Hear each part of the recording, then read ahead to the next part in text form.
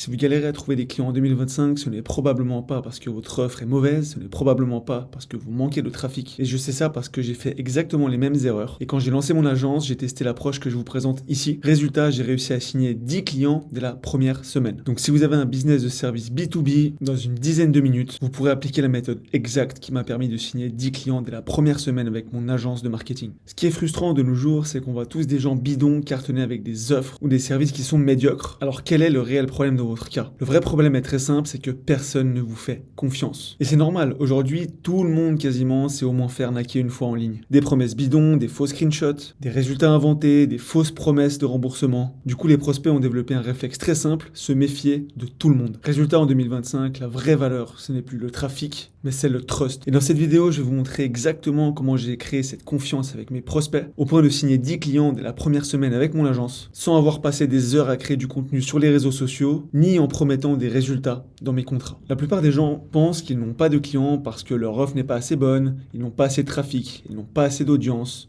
ou qu'ils ne sont pas encore assez experts. Alors bien sûr, tout ça, ça aide vraiment, mais ce n'est pas ce qui bloque l'acquisition de vos premiers clients. Et la raison est simple, les gens n'achètent pas la meilleure offre, mais ils achètent l'offre qui semble la plus sûre. Et c'est exactement pour ça que vous voyez des fois des offres moyennes cartonner, pendant que les plus compétents galèrent. Et ça, on le voit dans tous les marchés saturés. Ceux qui gagnent ne sont pas forcément les meilleurs, mais c'est ceux qui ont des preuves. Donc la vraie question n'est plus comment améliorer votre offre et la rendre irrésistible, mais plutôt comment créer de la confiance quand personne ne vous connaît. Puisqu'évidemment, vous ne pouvez pas demander de la confiance, vous devez la construire. Et la façon la plus rapide de créer de la confiance, c'est parfois de ne pas chercher à gagner de l'argent tout de suite. Personnellement, j'ai fait une chose très simple. J'ai simplement cherché 10 clients exactement comme ceux que je voudrais plus tard.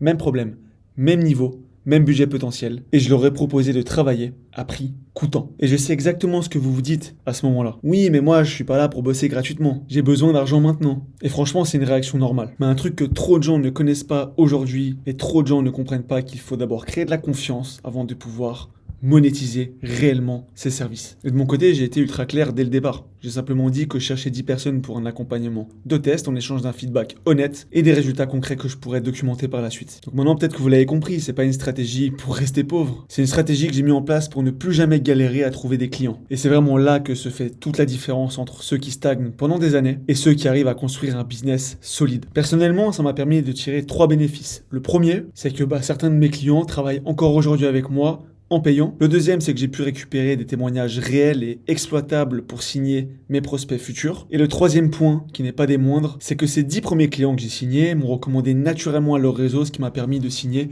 de nouveaux clients en payant directement. Donc vraiment, à votre stade, votre objectif, ce n'est pas de générer un maximum d'argent. Votre seul focus doit être de créer des résultats qui soient racontables. Donc oui, vous surdélivrez. Communication régulière, suivi sérieux, résultats mesurables. Parce qu'un bon résultat mal documenté, ça ne vaut rien. Mais un bon résultat bien documenté, ça vaudra de l'or sur le long terme pour votre business. Et une fois que vous avez ces résultats, vous les transformez en preuves.